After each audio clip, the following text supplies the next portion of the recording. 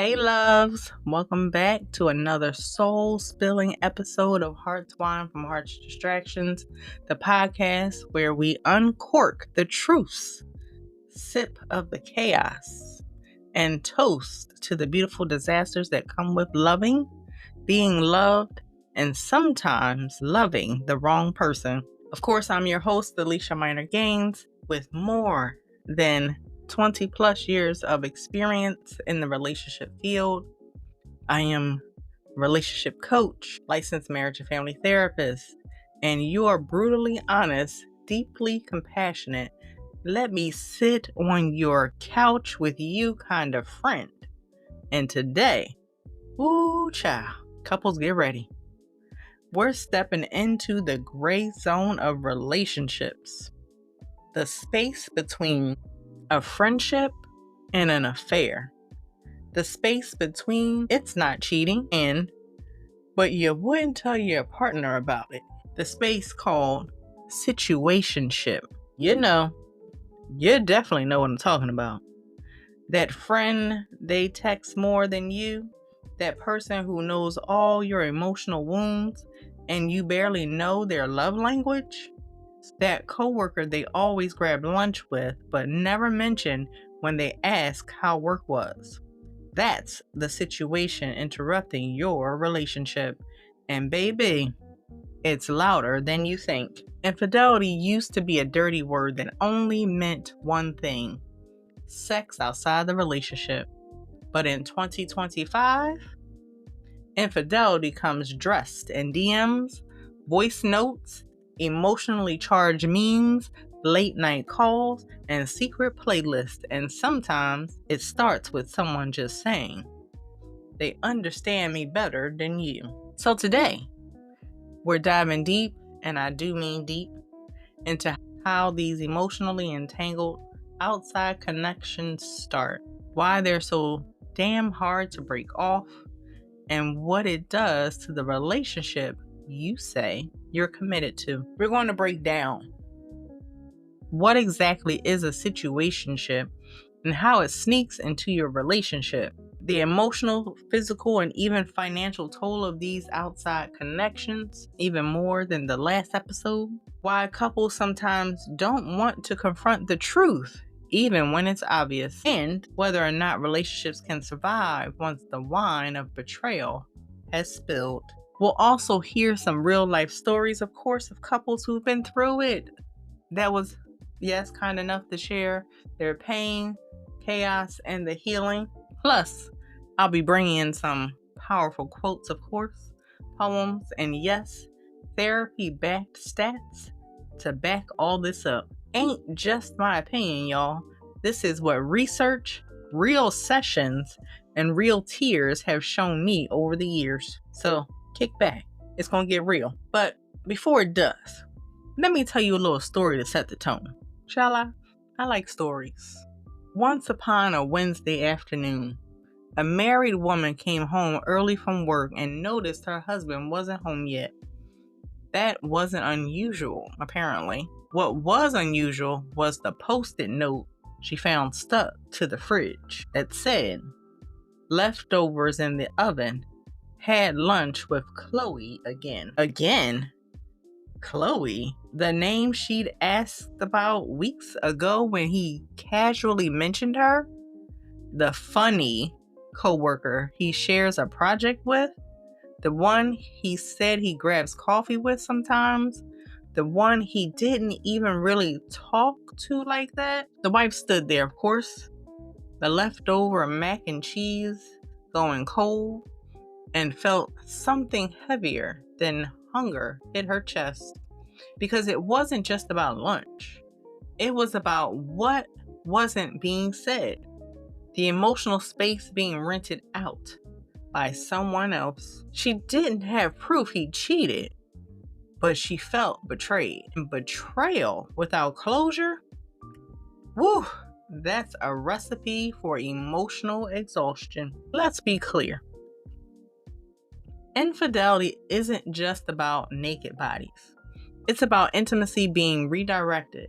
It's about hiding things. It's about investing your emotional energy into someone other than the person you're committed to. And most times, people don't even realize they're doing it until it's too late. Well, a 2024 study from the American Association for Marriage and Family Therapy reported that 68% of emotional affairs start out as just friendships, often at work, online, or through mutual hobbies. Even more telling, over 70% of those who engaged in emotional cheating said they didn't plan it. It just happened. Like slowly falling asleep at the wheel. Let that one sink in. One of my favorite quotes from Esther Perel, relationship therapist and author of The State of Affairs, says this: most people cheat not because they want to leave their partner, but because they want to leave the version of themselves they've become. I'm gonna let that one simmer a little bit. Because it's not always about the other person being better. Sometimes it's about feeling seen again, feeling alive, desired, understood, and unfortunately, instead of turning toward their partner to rekindle that flame, many turn outward and end up in a situationship they never planned on. Now, before y'all assume this episode is only talking about straight couples, let me stop you there. This happens in all kinds of relationships. Straight, queer, monogamous, poly, married, engaged, situationshipping their own damn selves. No one's off the hook here. Because intimacy issues don't discriminate. Emotional betrayal doesn't care what gender you are or who you love. If you're a human being in a relationship, especially a romantic relationship, this episode is for you. Okay, now that we got that clear, can I break down all the parts of this that I have to touch on with y'all today? And I gave them some titles so we can unpack all this heavy stuff. Okay? We gonna cover when cheating isn't physical, right? Where we're exploring emotional infidelity and why it cuts so deep. We're exploring work-wise, just friends, and other dangerous labels. Yeah, I'm going there today. We're covering situationships as escapades from accountability. Woo, okay, some of y'all may not like that one. I'm just saying, giving y'all heads up. When the side piece becomes the piece, you know, why the affair sometimes feels like home. Don't shoot the messenger, please. Confronting the gray areas, you know, where cheating isn't black and white and neither is your denial. I hit a nerve somewhere for some of y'all. Healing or hiding. You know, like, can you really rebuild after the betrayal? I think some of y'all might already know the answer to that one for me because of what I do. Okay. When the affair isn't the problem, you are. Yes, where accountability check comes into play. And yes, we gonna get honest. And finally, to wrap up our episode, I'm gonna cover, can we fix this? Yes, but not like that. Yep, we're gonna have some tools, tips, and some tough love at the end of this episode. But we're also gonna laugh. We're gonna cry. Okay, some of y'all might be mad or get mad, but we're also going to grow. Yes, grow together. Okay. Before we dive deeper into this messy but also important conversation, make sure you're following me wherever you stream your podcast. And if you're listening on YouTube, hit that subscribe button. Boo. Share a review. Give your girl some props. Okay. But definitely, yes, please subscribe to my YouTube channel, Hearts Wine from Hearts Distractions on YouTube for definitely exclusive episodes and content. And visit my website, www.aliciasdistractions.com, as well as follow me on social media, Instagram, TikTok, Facebook, and go copy my poetry book, Distractions of the Heart, on Amazon. All right, let's pour another glass of that emotional wine, because today's story, it might hit close to home. It might make you reflect on your friendships. It might even save your relationship. So let's get into it, shall we? But let's be honest. If we took a poll right now and asked, what counts as cheating? Most folks would probably say something like, you had sex with someone else. Case closed. But baby, what if I told you that you can cheat with your clothes on? that you can betray your partner with your emotions, your attention, your time, and yeah, even your energy. Let me break it down. Cheating is not just a physical act. It's the breaking of trust. It's the diversion of intimacy. It's the part of your soul that used to belong to us, now being fed to someone else. So many people like to throw out that line. We didn't have sex, so it wasn't cheating. What kind of line is that, y'all? Somebody tell me in the comments. And let me ask you this. Would you be okay if your partner spent hours texting another person about their hopes, dreams, fears, and fantasies, but just never kissed them? Would you be okay if your partner ran to someone else to vent, laugh, decompress, and even emotionally soothe, while emotionally avoiding you? Because intimacy doesn't begin with the body, it begins with the heart. And in many relationships, emotional cheating is even harder to forgive than physical cheating. Why? Because it means someone connected, not just acted on impulse. It means there was intention behind the deception. Okay, here's what the data says. According to the American Association for Marriage and Family Therapy, 68% of men and 80% of women who admitted to an emotional affair said they never intended for it to happen. Over 70% of emotional affairs begin in the workplace or online. And here's the kicker, y'all. More than 40% of these relationships eventually turn physical. Let me give y'all that last one more time. 40%, basically 40% of couples that start off with emotional cheating eventually turn to physical cheating. So that just a friend you keep defending might be the one you eventually undress. I'm gonna let that one sink in while we talk about the infamous work wife or work husband. I know. Some of y'all are like, Alicia, you are doing too much. That's just my desk buddy. But let me paint you a picture. You start your day with a good morning text from your partner, but the first person who makes you laugh is your coworker. You vent to them, you eat lunch with them, you share jokes, snacks, trauma, and coffee. You know what they like in their salad, what they hate about their spouse, and what song gets them through a hard day. But then you come home and have nothing left to say to the person waiting for you. You tell your partner, it's not like that. But every emotional need you once gave them, you're giving to someone else. That's not like that. That's exactly like that. Let's be clear. So from a therapeutic lens, here's what I often see in my sessions.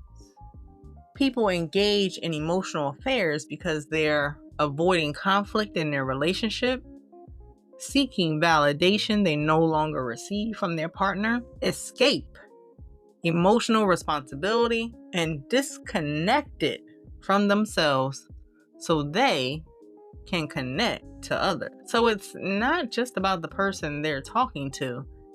It's about the space that's missing in the relationship. And y'all, let's be honest. A lot of us are emotionally malnourished in our relationships. We stay together, but we stop being emotionally available. And then, when someone outside the relationship starts giving us the attention we crave, we call it a harmless connection. Well, I'm here to say, no, boo. That's a whole emotional bucket, and you're going back for seconds. Okay, hear me on it. But let's pause for a second and make this real clear. Emotional cheating doesn't care if your relationship is gay, straight, poly, non-binary, or fluid. I think I kind of mentioned that a little bit earlier, right? Because I've had queer clients tell me they felt extra guilt for forming emotional bonds outside their relationship because they were already battling societal pressure to prove their love was valid. So when infidelity creeps in, it's not just betrayal. It feels like cultural erasure. But emotional cheating, it's not about gender. It's about disconnection. It's about not tending to your partner's garden and watering someone else's grass. Then being surprised when your relationship starts to wilt. That was for all my plant folks out there, especially my mom, because she be listening. So can I tell y'all a story? I'm going to tell y'all a story. This one is from one of my anonymous client sessions. Y'all know where I got to keep confidentiality and not give no names, but also blend different couples' experiences. All right. Well, we going to call this couple Tina and Jordan. Tina came in heartbroken because her boyfriend Jordan had created a playlist titled Healing My Soul. And guess what, y'all? It wasn't for her. She found it on his Spotify, by the way. A mix of romantic songs, poetry snips, and midnight jazz. At first, she thought he made a playlist, but then she noticed the name next to it, sent to Mia. Mia was a girl he met during a volunteer trip. Someone he texts when, he needed to talk to someone who really gets him. There was no sex, no kissing, no sleepovers, but there were audio messages at 3 a.m., love poems, mental health talks, and you inspire me more than anyone DM. Well, when Tina confronted him, he said, "Why are you acting like I cheated?" Well, because you did, Jordan. My listeners probably agree that you cheated. You just used your soul instead of your body. Shout out to fake Jordan. Okay. Can we do a check-in? I feel like some of y'all might need it. If you're unsure whether that friend of yours is a little too close, answer these questions for yourself. Do you share more emotional details with them than your partner? Do you get defensive or secretive when your partner brings them up? Do you fantasize about spending more time with them? Do you compare them to your partner? Do you go out of your way to hide messages or interactions? And do you think, but we've never done anything physical as a way to feel less guilty? Well, if you said yes to more than 2 of these, congratulations.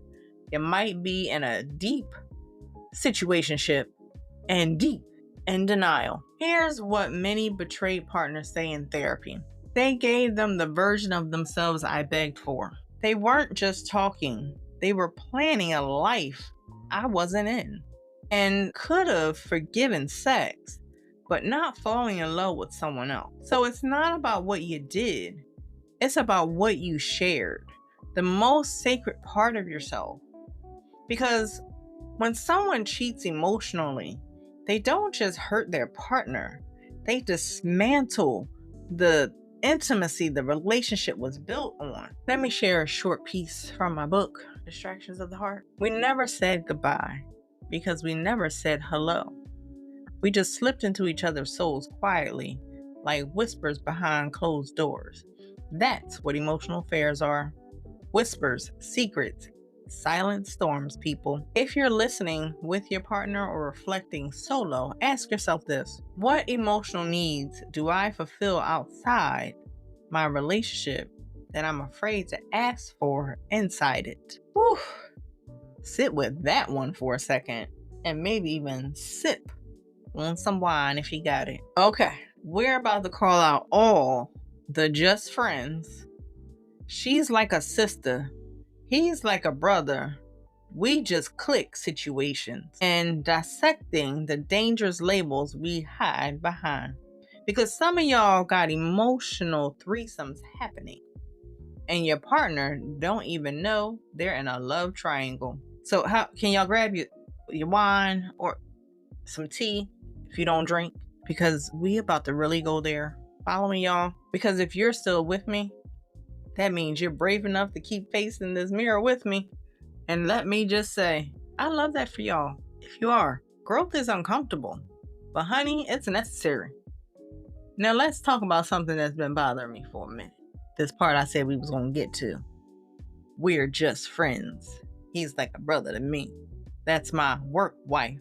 It's not even like that. Not even like that. Listen, These little phrases, these innocent labels, have become the invisibility cloaks of modern day infidelity. And let me tell you, some of y'all are out here handing out these cloaks like Halloween candy, thinking nobody sees what's really going on underneath.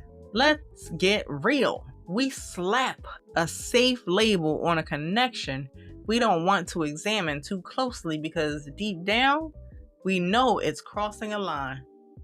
But when you call someone your work wife, what are you really saying? Because wife means something. It means emotional support, commitment, maybe even caretaking. So if you're married at home and emotionally married at work, you might be in a whole double life fantasy and calling it friendly. A work wife or work husband is someone you spend the majority of your day with sharing, follow me on this one, emotional intimacy, personal struggles and stress, inside jokes and private lunches, unfiltered opinions you don't even give your real partner, and a whole lot of time that creates emotional closeness. But here's the kicker. When you get home, you don't share half of what went on with your actual partner. You know what that is? That's called emotional outsourcing.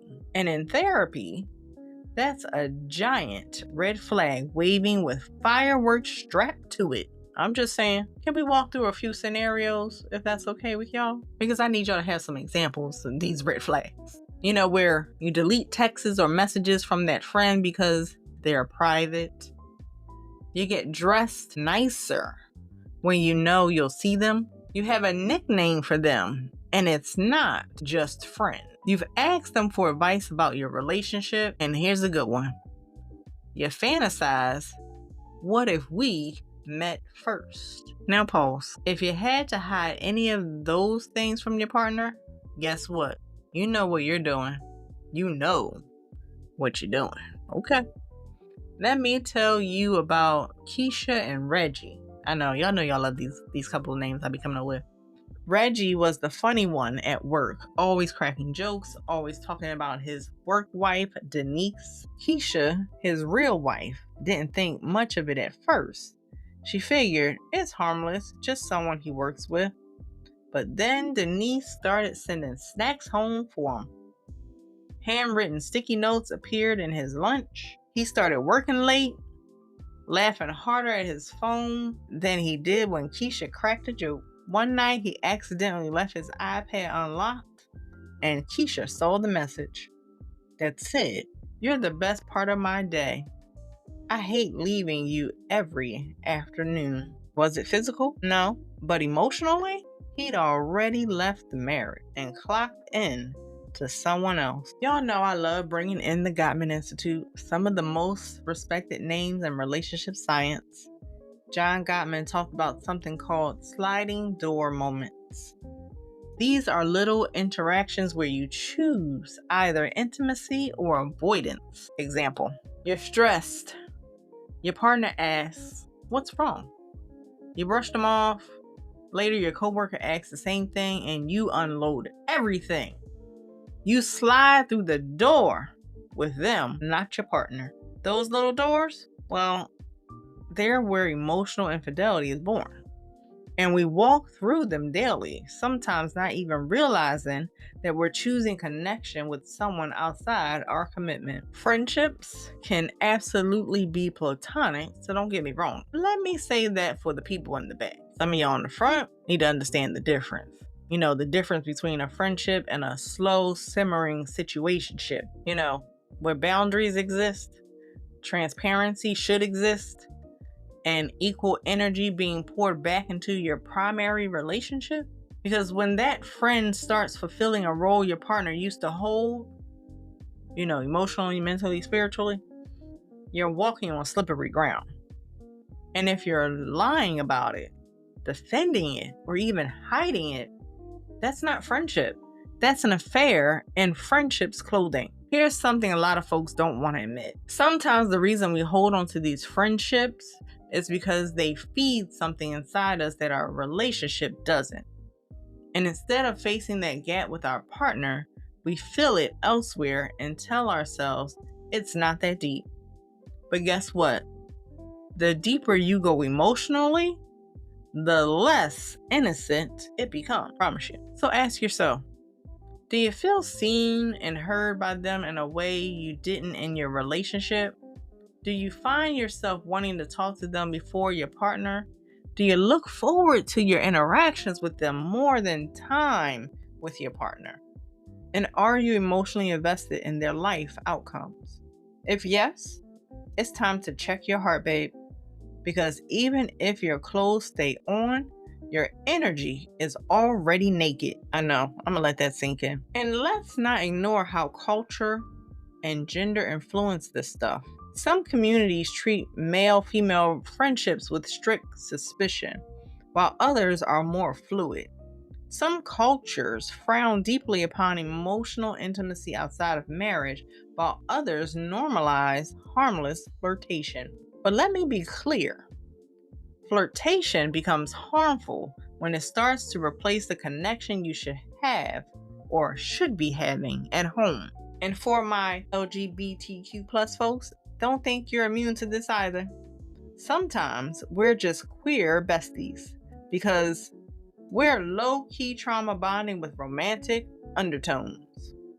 And that's where the emotional confusion sets in because we conflate identity with intimacy and we get lost in that gray. Here's a prompt to reflect on this week. What label have I used to justify a connection that secretly feeds me in a way my relationship no longer does? Oof, yeah.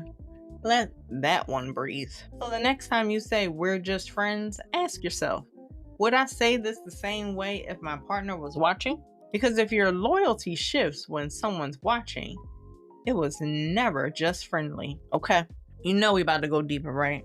You know we about to talk about how situationships become escapes. Not just from your partner, but from yourself.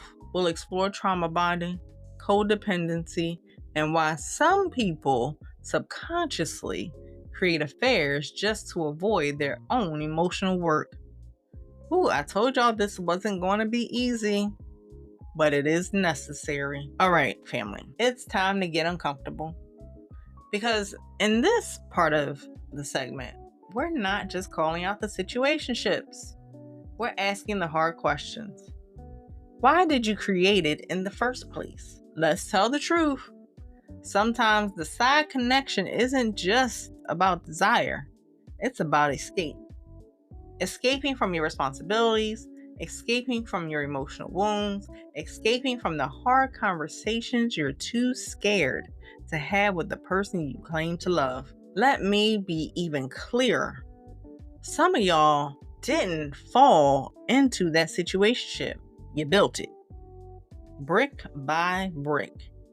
Emotion by emotion. Eye contact by eye contact. Because the truth is that friend, co-worker, person who just gets you, they became your safety net when you didn't want to grow up and face the mirror of your own behavior. I'm gonna let that one sink in. As a licensed marriage and family therapist, I see this pattern all the time.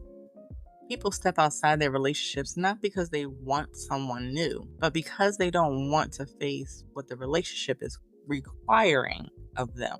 Basically, their partners want better communication, more vulnerability, shared responsibility, honesty, and growth. And instead of rising to meet that challenge, they dip out emotionally and find someone who expects nothing but good vibes and surface level connection. Because being someone's secret, well, that's easy. You don't have to do dishes, resolve trauma, or explain your emotional triggers. You just show up and perform. I know that didn't hit some people. I get it. And yes, we're about to go there too, to talk about something that most don't like to talk about. Because again, infidelity isn't always about sex or even emotions. Sometimes it's financial. And let's say your partner doesn't know you're paying for someone else's, Uber rides, DoorDash bills, phone bills, surprise you deserve this gifts, hotel rooms, or even worse, secret apartments. Yeah, that's not generosity. That's betrayal with a credit score. Financial cheating can feel even more violating than physical cheating because now you're using the shared resources of the relationship to find and fund someone else's fantasy. And in the aftermath, that partner is left not only emotionally devastated, but economically betrayed. Think about it. Think about it while I definitely share this story, okay? Because we're going to talk about DeAndre and Jasmine. Yeah, I'm getting fancy with the names today, y'all. DeAndre was married to Jasmine, who worked full time, right? She paid half the mortgage and handled childcare while trying to go back to school. Meanwhile, DeAndre was going through a tough patch, emotionally and financially. But somehow, Chelsea, a woman he wasn't seeing like that, was getting weekly flowers, late night food runs, and his full attention. How, you ask? Because Jasmine was paying the bills while Chelsea was feeding his ego. Come on, y'all. Follow me. Because when Jasmine found out, her heartbreak wasn't just about Chelsea. It was about realizing she had been funding the lifestyle that allowed her husband to escape reality. He didn't just cheat on her heart, he cheated on her support. I'm going to let that one sink in. Now, let's break this down, shall we? When a situationship forms, it often comes from one of 5 core emotional escapes. 1, avoidance of confrontation, which sounds like, if I talk to them, I won't have to face what's wrong at home. Follow me, y'all. Fear of rejection, which sounds like, this other person makes me feel accepted with no demands. How many have used that excuse before? Ego boost, which sounds like, they admire me. They make me feel needed. But do they really? Or are you living in the short-term fantasy world honeymoon stage? I'm just saying. Emotional numbness, which sounds like, I'm not even thinking. It's just easy. I'm sure it is not. But okay. Keep telling yourself that, right? And the last one's a big one, y'all. Dependency, which sounds like, they need me. I feel responsible for their feelings. We all know, as a therapist, everyone is responsible for their own emotions. I'm just going to leave that one there. So when you find someone who triggers your unresolved wounds in just the right way, you might form a trauma bond instead of a true relationship. I'm going to say that again for some of y'all in the back. I'm going to give you the shorter version. Y'all forming trauma bonds instead of true relationships, because you're not going to the person that you need to go to get what you're missing, to heal, to grow, which makes a true relationship. But instead, you're pouring out all of the things that you're missing, all the trauma you're experiencing, into someone else. Trauma bonding 101. But here's where it gets deep, y'all. A trauma bond is a emotional attachment that forms from repeated cycles of emotional intensity, instability, and unmet needs. It feels like love, but it's really just pain that's been romanticized. You? Well, you probably tend to overshare too soon, confuse vulnerability with intimacy, justify bad behavior with their healing, and stay longer than you should because they've been through a lot. If that sounds like your situationship, it's not love, it's shared brokenness. Often people who form trauma bonds in their side relationships are avoiding accountability in their real relationships, because fixing things with your partner requires effort, honesty, and structure, right? The side piece just lets you feel good. No growth required. Yeah, I'm gonna let that one sit there. and simmer a little bit longer. And here's a tough question for my listeners. Did your situationship come from a place of healing or hiding? Ask yourself, was I trying to escape a difficult season with my partner? Was I trying to prove I'm still desirable? Was I using this person to avoid working on myself? And was I just tired of feeling like the bad guy in my relationship? It's okay to be honest. It's not okay to stay in denial. Because what you don't repair, you repeat. And if you don't do the work, you'll just bleed on someone new. Okay. Let's talk about the gap that forms when accountability is missing in a relationship. One partner is growing, the other partner is coasting. One is reading books, going to therapy, asking questions. The other is blaming, deflecting, and ghosting conflict. And instead of rising to meet the growth, the avoidant partner checks out emotionally, physically, or spiritually, if not all three. And then what happens? They enter a situationship. They enter a space where their ego needs to be stroked. And they enter for an escape route. Because to be present in a real relationship is to confront your flaws. And not everyone is ready for that kind of mirror. Some of y'all need to be looking at the mirror and address your flaws. I'm just saying. Because I like poetry, I'm going to give y'all a short one here. Emotional coward. You didn't cheat with your body. You cheated with your silence. With every I'm fine that let us fall apart without saying a word. Come on, give me the snaps, y'all. Give me the snaps. Because sometimes the biggest betrayals happen through inaction. Not talking, not changing, not showing up, but letting the relationship die while distracting yourself with someone who doesn't require growth. Okay, can I share something with y'all?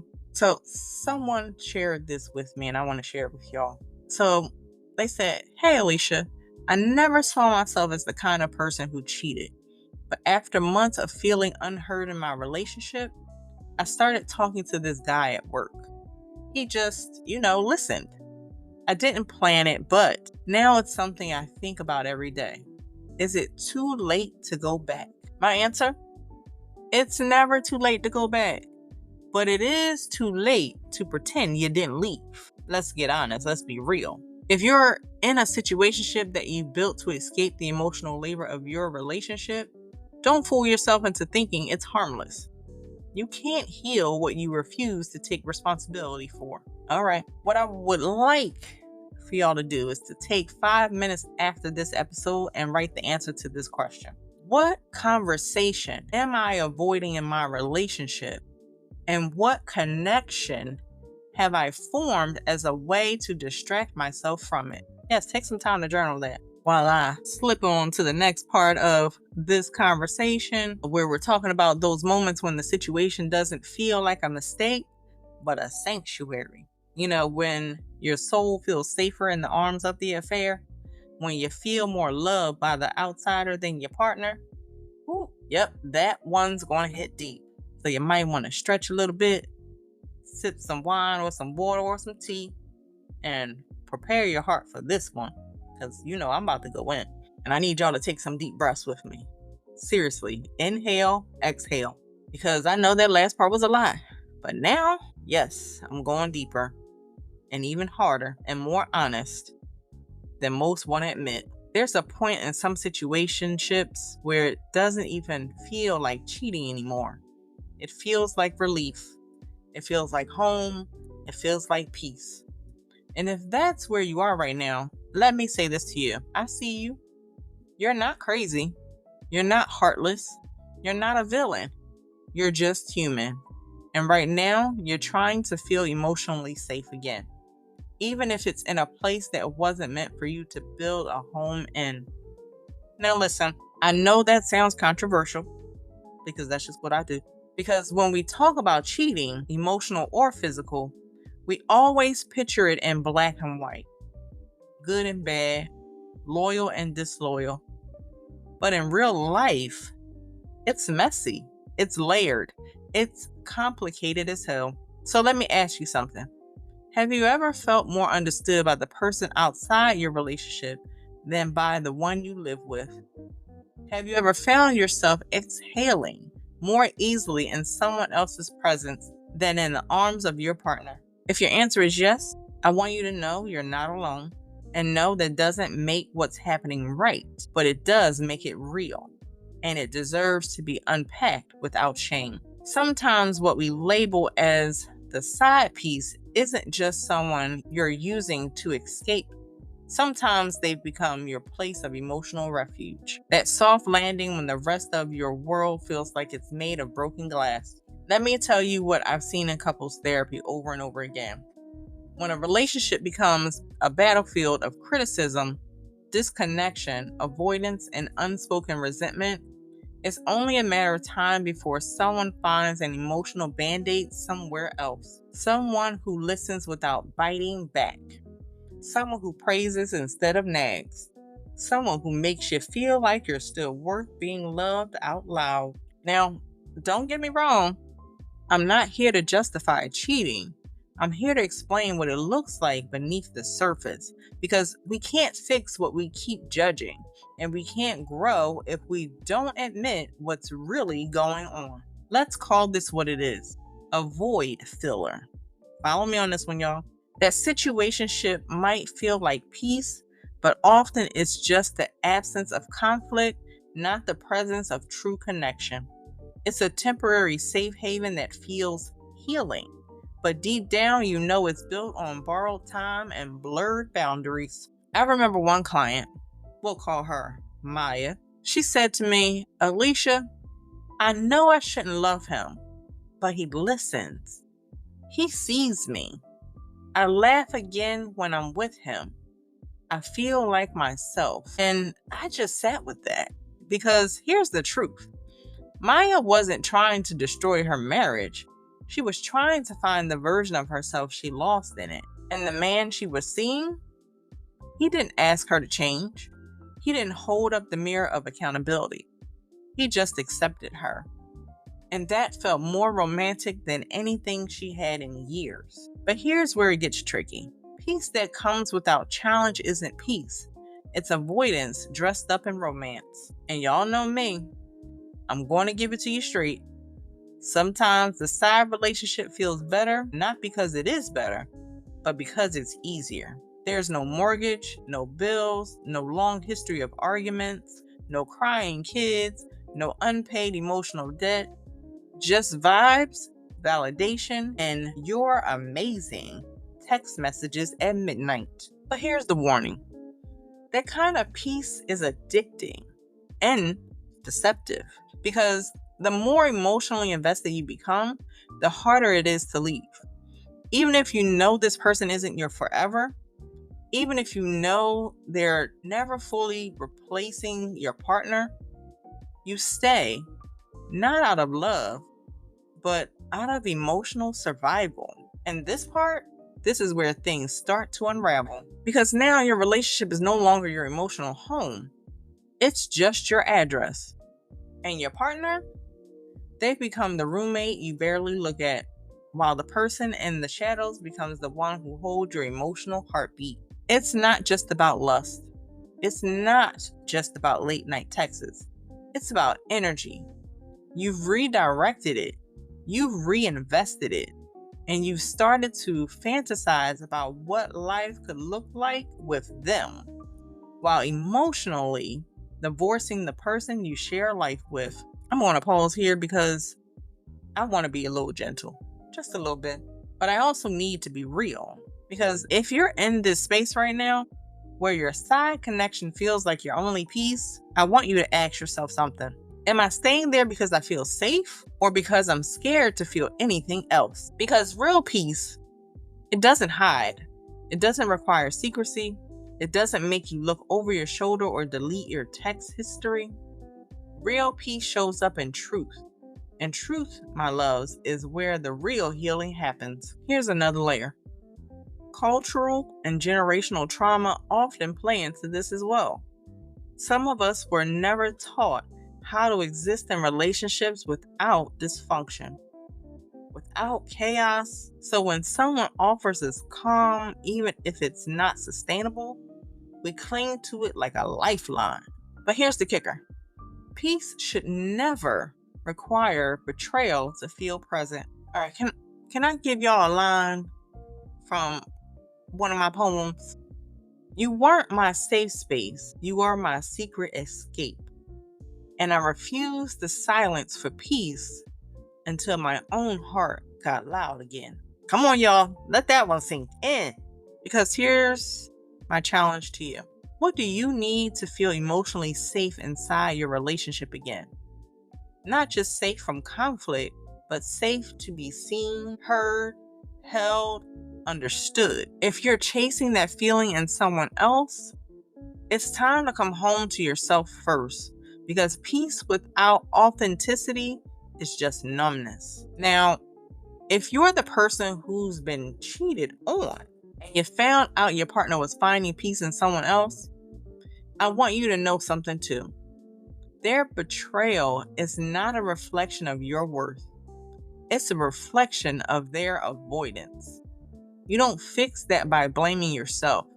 You fix that by holding them accountable and deciding what kind of love you're still willing to accept. This is one of those segments that hits different depending on where you are in your journey. And I want you to sit with that, not just from a place of judgment, but from a place of truth. Because y'all know I'm going to always give y'all the truth, because that's the only way we grow. All right, can I pull back the curtain on some gray areas? You know, the excuses, the we never touched conversations, and we'll unpack how denial, emotional denial that is one of the most dangerous things a relationship can face. Okay, I know I'm getting a little deep for y'all. So if you need to refill your cup, go do that. Pause if you need to cry, and maybe even write something down if your spirit feels stirred. Because baby, this is the wine we sip when we finally stop lying to ourselves. All right, take some deep breaths, take some more. If you're still riding this wave with me, I already know you're not here for surface level conversations, because you're here for the truth, and I'm gonna give y'all the truth. And I love y'all for that. I love y'all for listening, to allow me to give y'all the truth. Now, let's step into one of the most confusing, slippery, and controversial parts of infidelity. You know what I mean? The we didn't sleep together lane. The it was just texting boulevard. The I didn't catch feelings, I just care about them a little too much, you know. Let me tell you something from years of experience in couples therapy. Gray areas are where people build the biggest lies, not to their partner, but to themselves. Because denial, it's a seductive little thing. It whispers things like, it's not cheating if I didn't touch them. It's not serious if I delete the messages. They're just someone to talk to. What's the harm? And we're just emotionally close. It's not like we're in love. But here's the truth. The most dangerous part of infidelity isn't always the act. It's the rationalization of it. It's when you convince yourself that because you didn't do the worst thing, you didn't do anything wrong at all. Let me ask you something. If your partner did the same thing you're doing, would you still call it not cheating? Because too often we measure wrongdoing by what we got caught doing, not by what we choose not to reveal. And I'm telling you right now, secrecy is the cousin of betrayal. Even if no lips touched, even if no clothes came off, if your emotional energy is being redirected, if your texts have to be deleted, if you feel guilty when your partner walks in the room, baby, you're not in the gray. You're in denial. So let's talk about some of these common rationalizations, because I know someone listening right now is holding on to them like a security blanket. The first one. We never had sex, so it doesn't count. Excuse me, but you sent heart emojis. You said, I miss you. You gave them your best self while your partner got the leftovers. That counts. Don't play. Come on. Second one. I didn't plan on it. It just happened. Sure it did. But you also didn't stop it. You didn't set any boundaries. You didn't redirect that emotional intimacy back home. Accidents happen when we stop being intentional. Okay, follow me, y'all. And this last one, I didn't lie. I just didn't tell them. How many have heard that line? Because, baby, omission is still deception. Choosing not to tell someone that you cheated, choosing not to tell them the full truth so you can avoid consequences, that's a calculated move. That's not innocent. That's self-protective betrayal. And let me pause right here and speak to that moment some of you might be stuck in right now. The moment after your partner found out and you said, but I didn't even do anything. Listen to me. If they're hurt, if they're crying, if they feel blindsided, then you did do something. You may not have crossed the line physically, but you bent the emotional boundary so far it snapped. I had a client once, let's call him Malik, who swore up and down that he never cheated. His words. I never touched her, Alicia. We just talked. But when I asked his wife how she found out, she said this. I read their messages. He told her things he hadn't told me in years.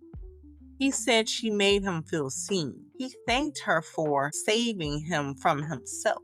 He called her his peace. And then she said something that made the whole room still. He never even said that about me.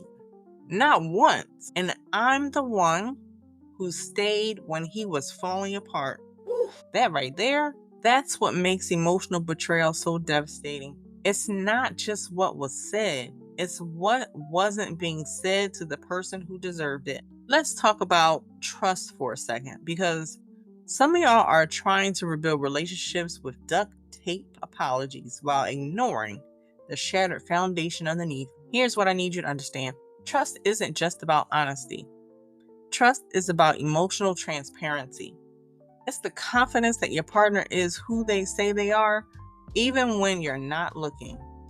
And when you give someone else the parts of you that your partner should have access to, you don't just break the rules. You break the emotional contract. So what do we do with the gray areas? We stop pretending it's gray just because it's not obvious. We name it, we own it, we examine it. If you're the person who's been bending emotional boundaries, ask yourself this. Would I feel okay if my partner did this with someone else? I know I threw that in there before, but I'm going to throw it in there again because I need y'all to be asking yourselves these questions. And I'm talking exactly what you're doing. You know, the texts, the jokes, the good morning messages, the I can't wait to see you again, the emotional vulnerability, the phone calls you take in the car before you walk in the house. Would you be cool if you walked in and saw your partner doing all of that with someone else? No. Then guess what? It's not gray.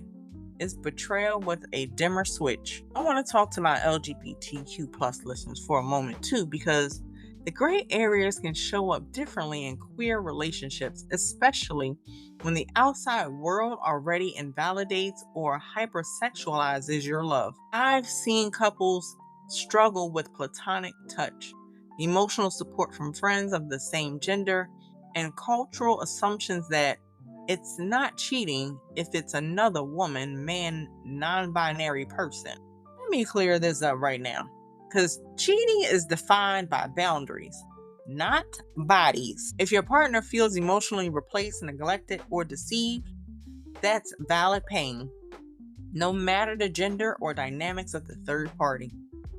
So whether you're queer, straight, poly, or monogamous, your relationship deserves clarity, not convenient loopholes. I'm going to pause and share a short journal prompt with you. So grab a pen, pull up that notes app, just sit with this one.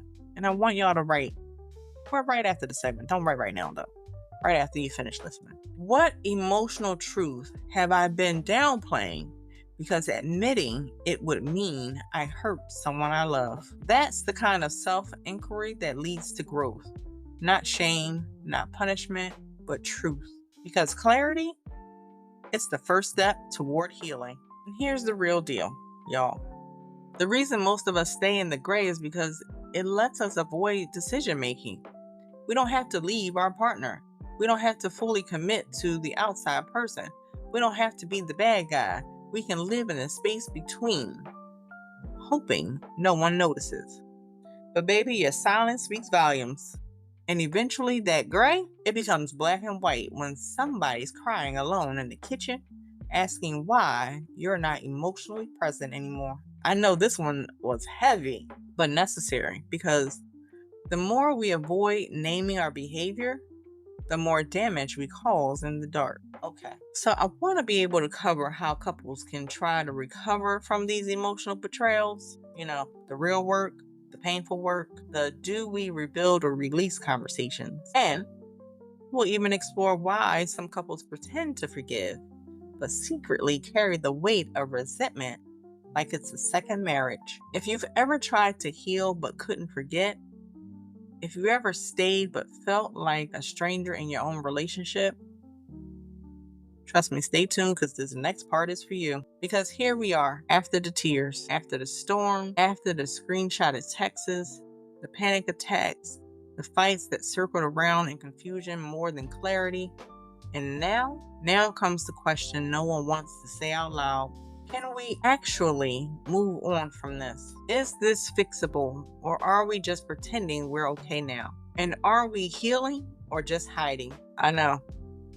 You ever feel that lump in your throat just from knowing what needs to be said, but you're too scared to say it? Well, that's what this part is about. The space couples live in after infidelity, emotional, physical, or financial, when the dust settles but the damage still lingers like a ghost in the hallway. So let's get into it. Because whether you're the one who betrayed or the one who was betrayed, the question isn't just about what happened. It's about what you do now that the truth is out. And let me say this out loud and clear for anybody listening who needs permission to feel. You are allowed to grieve, even if you choose to stay. Staying doesn't erase the betrayal. Choosing to rebuild doesn't mean forgetting. And forgiveness? That's not a light switch. It's a process. A messy, non-linear, sometimes backsliding process that looks different for every single couple. I've seen couples stay together and rebuild a stronger relationship than they had before the betrayal. I've also seen couples stay and rot quietly in resentment. And I've seen folks walk away, not because they didn't love each other, but because loving each other was no longer enough. So how do we know the difference between healing and hiding? Let's start with this. Healing requires visibility. It requires the truth to be seen, to be spoken, to be owned without excuses. I once worked with a couple, let's call them Ryan and Michelle. Ryan had been emotionally involved with a woman at work, having long lunches, harmless coffee chats, emotionally intimate convos he never once had with Michelle anymore. When Michelle found the texts, she felt her stomach drop. She didn't even read anything overtly sexual, but it was the frequency, the tone, the "I need to hear your voice today" messages. And she told me something that still sits in my chest. She said, "I didn't catch him cheating. I caught him feeling safe with someone else when I hadn't felt emotionally safe in our marriage for years." Oof. Let that one land and sink in. But here's the thing. They didn't separate. Even after that, they didn't even blow up. Instead, they sat down week after week, and Ryan, to his credit, took accountability without being defensive. Ryan was able to give some clarity with his accountability by saying, "No, we never touched. No, you weren't emotionally available either." By not pointing the finger, by saying she wasn't emotionally available either, he sat in the hurt he caused.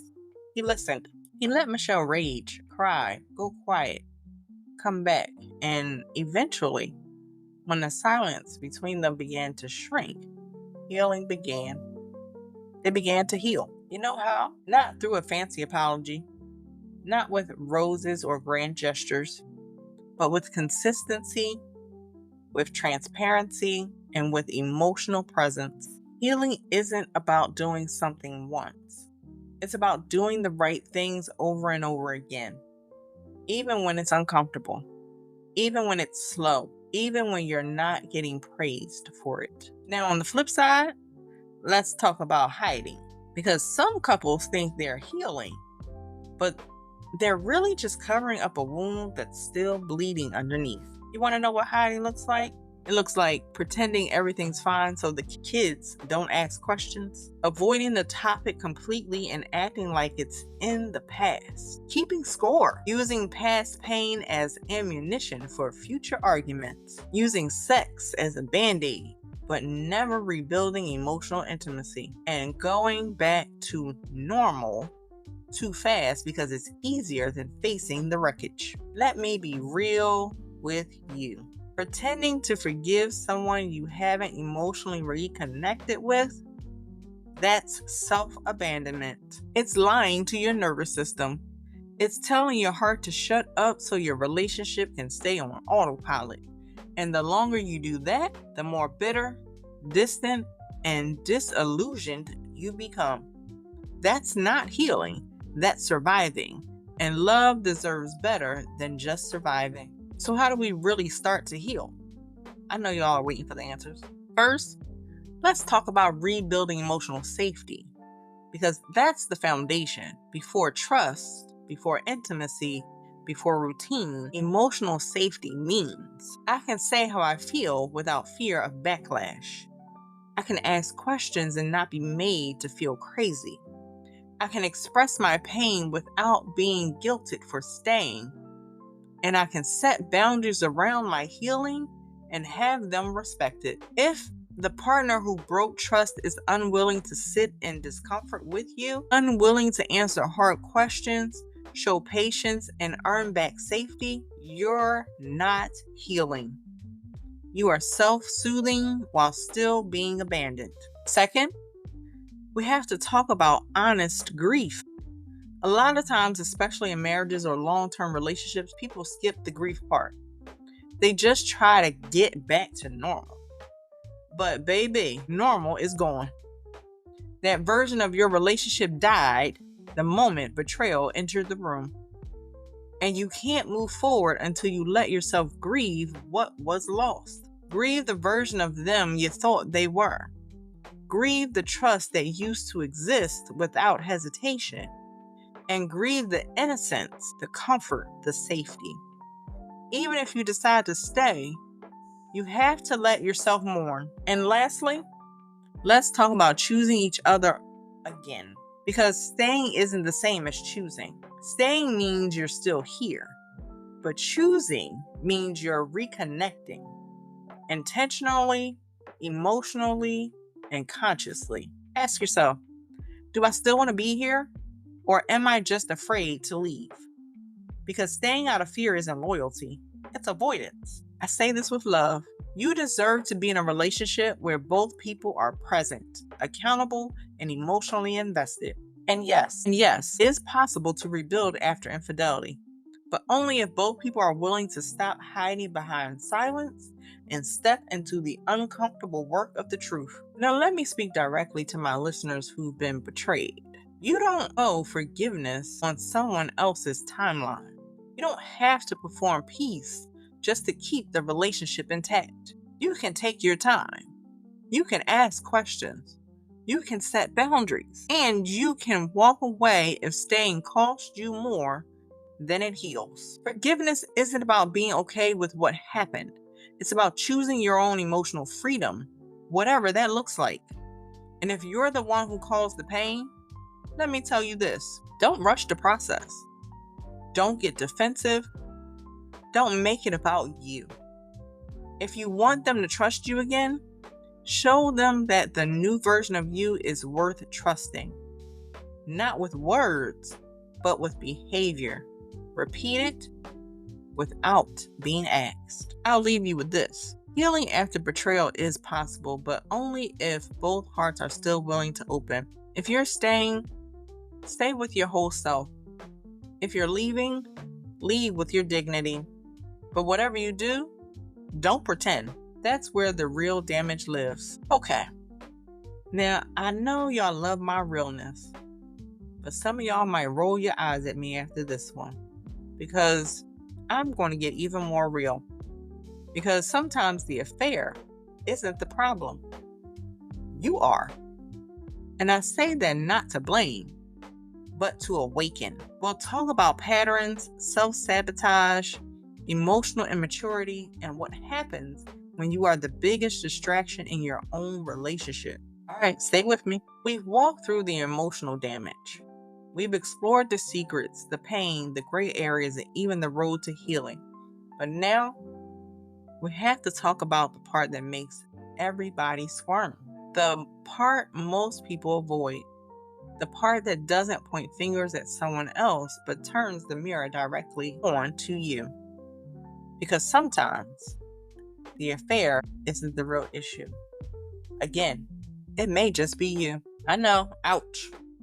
That one stings a little, but stick with me. This isn't about shame, it's about truth. Because we cannot heal what we don't confront. And we cannot fix relationships if we refuse to own our patterns, our wounds, and the emotional messiness that we carry into every connection we form. So let me ask you this. What if the reason your relationship is falling apart isn't just because your partner cheated, but because you stopped showing up fully years ago? What if the situationship that interrupted your relationship didn't cause the collapse? It just exposed what you never wanted to deal with. I've seen this play out so many times in therapy. People come in blaming the affair, the DM, the coworker, the friend, the other guy, the other woman. But as we peel back the layers, what we really find is a pattern of avoiding vulnerability, refusing emotional accountability, sabotaging intimacy, shutting down during conflict, playing the victim when confronted, deflecting pain with humor, silence, or sex, avoiding giving your partner attention, avoiding making your partner feel heard and seen and valued. It's not about whether or not you cheated. It's about the emotional distance you allowed to grow while pretending everything was fine. Or worse, blaming your partner for needing what you never gave. Can I tell y'all a story? I'm going to tell y'all one. There was a couple I worked with. We're going to call them Deshawn and Bria. Bria found out Deshawn had been talking to another woman for months. Nothing physical, but deeply emotional. He told her everything, y'all. His dreams, his struggles, childhood traumas. And Bria, she was blindsided. But when I asked Bria what their communication looked like at home, she hesitated. Well, I mean, he doesn't open up much. And I asked her why not. And she struggled to say, he used to, but I get overwhelmed easily. I'm always tired. Sometimes I cut him off or I tell him he's being too sensitive. And just like that, we landed on something deeper. Bria wasn't responsible for Deshawn's betrayal, but she was part of the emotional shutdown that created the gap. And Deshawn, he wasn't just a victim of poor communication. He had choices he didn't take, conversations he avoided, boundaries he never set. Both of them had work to do. And when they stopped blaming and started reflecting, that's when healing began. Here's the deal. Your unhealed self will keep building relationships that validate your brokenness. I want that to sink in. If you're scared of rejection, you'll pick someone who emotionally avoids so you never have to be vulnerable. If you're afraid of being controlled, you'll sabotage any connection that asks for accountability. If you never learned emotional safety growing up, you'll confuse chaos with chemistry and then call it love. And then when those relationships break, you'll say, see, I knew this wouldn't work. But really, you set it up not to work. You brought unresolved wounds to something that needed emotional maturity. And then you blame the other person when things got hard. Let's pause right here for some reflection, shall we? Because I want this part to land in your soul. Ask yourself, what do I bring into every relationship that I never take responsibility for? How do I shut down or deflect instead of saying, instead of staying emotionally present? What part of me feels more comfortable playing the victim than doing the work? And who did I learn that from? Because, baby, some of y'all inherited avoidance. Some of you inherited the belief that being right is safer than being vulnerable. Some of you were taught that emotions make you weak. So now, when your partner needs you emotionally, you withdraw and call it not my love language. And for some, you cheat because you don't know how to face discomfort. You don't want to talk about the trauma, the insecurity, the loss of connection, or anything else, so you find comfort in someone who doesn't challenge you to grow. But here's the truth. Affairs don't just happen. They're built. And sometimes the builder is your own unhealed self. Let that sink in. Can I share something personal with y'all? In my work with couples, I've seen this story repeat. One partner blames the betrayal, the other blames the disconnection. But what's often missing? A willingness to say, here's where I stopped showing up. Here's where I hardened. Here's where I emotionally disappeared. You want real growth? That's where it starts. So let me ask you the toughest question yet. Are you the distraction in your own relationship? Because sometimes we talk about outside people like they're the problem.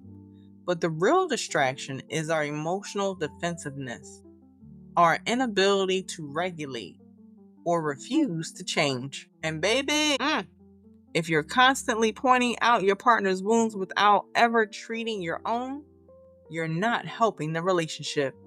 You're draining it. Can I share another piece of one of my poems with y'all to kind of help bring this one home? I blamed your silence, but ignored my own volume.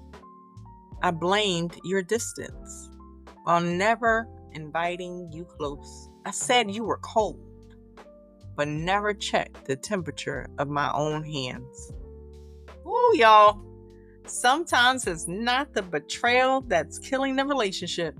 It's the pride, the performance, the pretending. So what now? If you're realizing that you've been the common denominator in your relational chaos, that's not a reason to spiral. It's a reason to celebrate, because now you can choose to do something different. And here's how. You start by going to therapy or getting a relationship coach, because it can help you name your trauma, face your emotional reflexes. Get honest about your communication style. Ask yourself, do you listen to respond or to understand? Do you deflect? Do you gaslight? Or do you play it cool when you're really shutting down? You want to be able to practice staying in hard conversations, because emotional growth comes from not running. You have to sit in it, breathe in it, stay in it. And the last one, you have to apologize for your patterns, not just your words. It can sound like, I'm sorry I shut down every time you needed me, because that's more healing than, I'm sorry you feel that way. And above all, be willing to change the part of you that sabotages the very love you say you want. So let me ask you again, with love, with care, with full transparency. If you remove the affair from the story, would your relationship still be thriving? Or would it still be crumbling from emotional neglect, pride, avoidance, and generational wounds? Sometimes the other person wasn't the threat. You were. But the good news is, you don't have to stay there. The same way you built this pattern, you can unlearn it. The same way you sabotage love, you can learn how to sustain it. The wine, y'all, it's bitter today, but it's truth. And truth is what saves us. So I know y'all are asking, can we fix this? Yes, but not like that. Because we're talking about real tools for repair. What rebuilding truly looks like. What accountable love actually requires, and how couples can actually come back from the edge. I promise we're not done yet. Get your notebook, turn a new page, grab your tissues, and your last glass of emotional wine. Because we're going to finish this conversation the way we started, with truth, love, and a whole lot of courage. All right. So I know we've been through the trenches, right? And all this information that I gave y'all today. We talked about emotional betrayal, gray areas, hiding versus healing, facing the truth, even when the truth hurts. Now, the big question so many of you have been quietly asking yourselves in the background is, again, can we fix this? Yeah, but not like that. Not with half-hearted apologies, not with empty promises or performative intimacy, not with brushing it under the rug and hoping time will do what courage won't, and not with passive forgiveness and forced smiles that don't match your nervous system. If you're going to fix it, really fix it, it requires full-bodied, heart wide open, brutally honest love. Let me say this first. Rebuilding trust is possible, but trust isn't given, it's earned, and it's earned through behavior, not just intentions. After emotional betrayal, the person who hurt their partner needs to become radically accountable. No, I didn't mean to. No, you're too sensitive. No spiritual bypassing like, let's just pray about it and move on. Let's be clear. God can forgive what you won't own, but your partner can't heal from what you won't repair. Let that sink in. Fixing this starts with a deep understanding of what actually broke. And it's usually not just the infidelity itself, it's the erosion of safety. It's the way the partner was made to feel invincible, invisible, dismissed, or emotionally disposable. So let's talk about what real repair looks like. Radical accountability. If you're the one who betrayed trust, you have to own it completely. No minimizing, no blame shifting. You broke a secret agreement, and healing starts when you say, I did this, I hurt you, and I'm committed to doing the work to rebuild even if it's uncomfortable. Second, openness to questions. Healing doesn't come from stop bringing it up. It comes from being willing to sit in the discomfort of your partner's pain, answer their questions again and again, without punishment, without rushing their process. Trust is rebuilt in repetition. Third, consistency. Change isn't about grand gestures. It's about little moments that prove you're safe again. The check-ins, the openness, the emotional presence, the avoidance you use to practice. At last, transparency. This doesn't mean giving up your privacy, but it does mean giving up the secrecy. If you need to earn trust back, you may have to share passwords, locations, or access to communication for a season.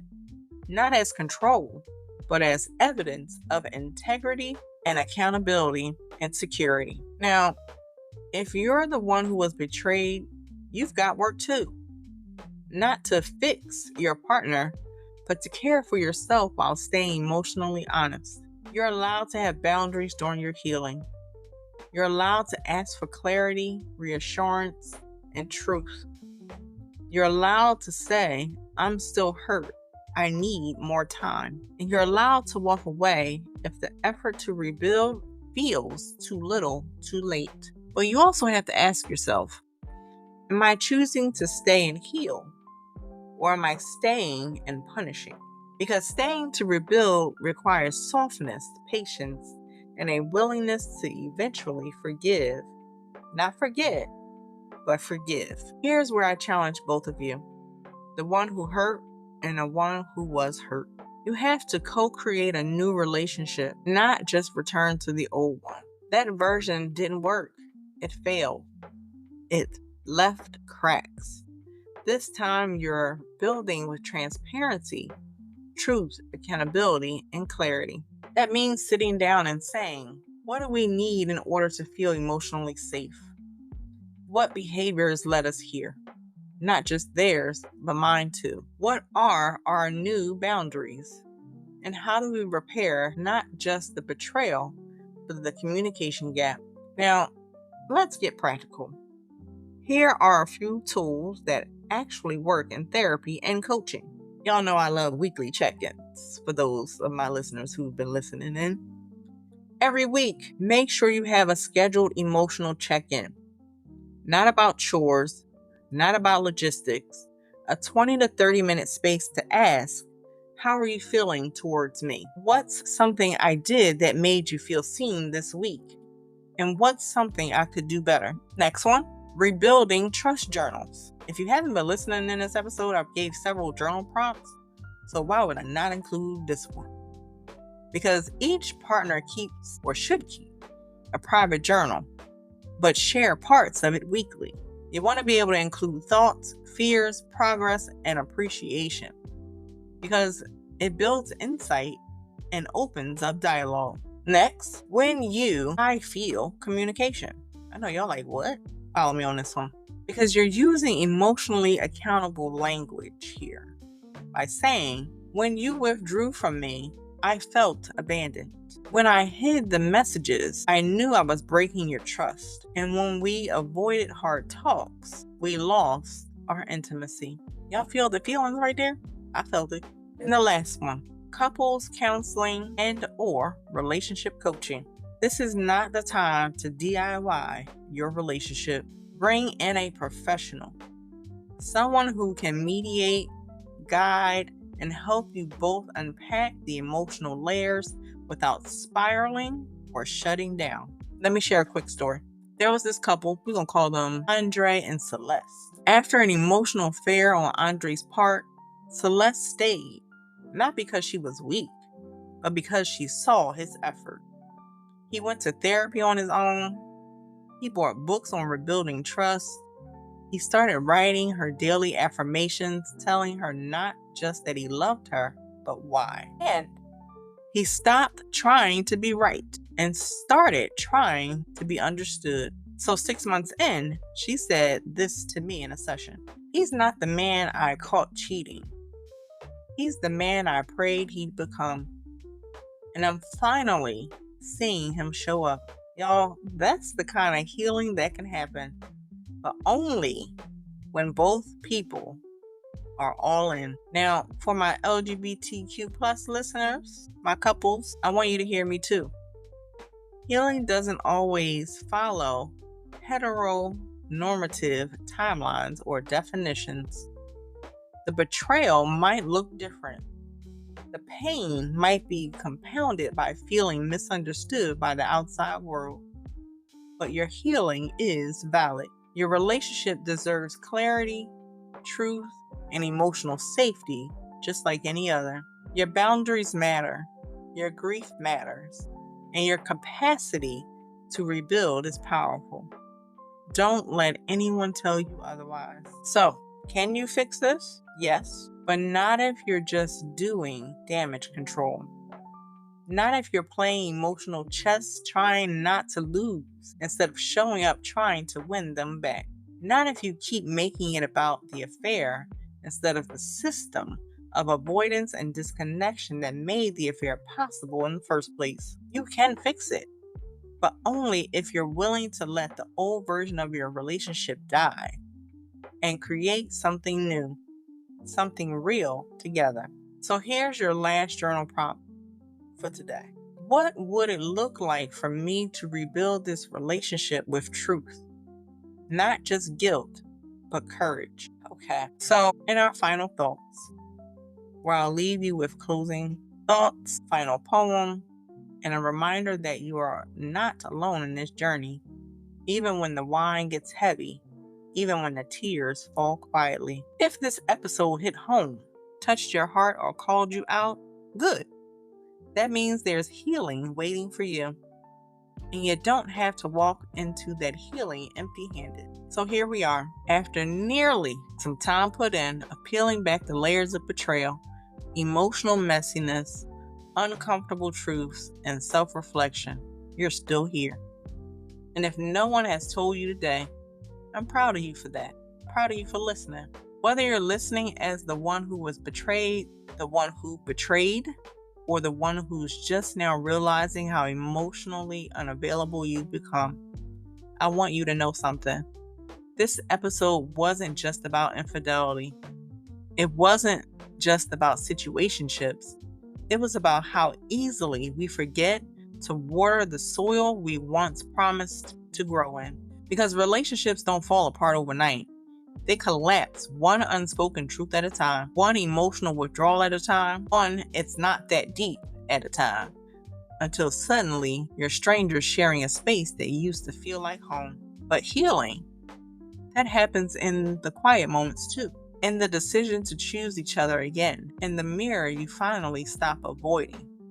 In the apology you say, not to win them back, but because you're ready to be better. And if you're hurting right now, if your chest has been tight this whole episode, if the wine of your emotions has spilled everywhere and now you're sitting in it like, what now? Here's what I want to leave you with. Healing is not linear. It is not fast, and it is not easy, but it is worth it. You are worth it. Your partner is worth it. The love you're trying to fight for or walk away from is worth clarity. And baby, the truth may shake your relationship, but silence, it will destroy it. So if nothing else, say the thing. Ask the hard question. Admit the scary truth. Unclench your jaw, soften your chest, and talk to each other like you still want to be seen. Let me leave you with another piece of a poem I wrote. We broke slowly, not in anger, but in silence.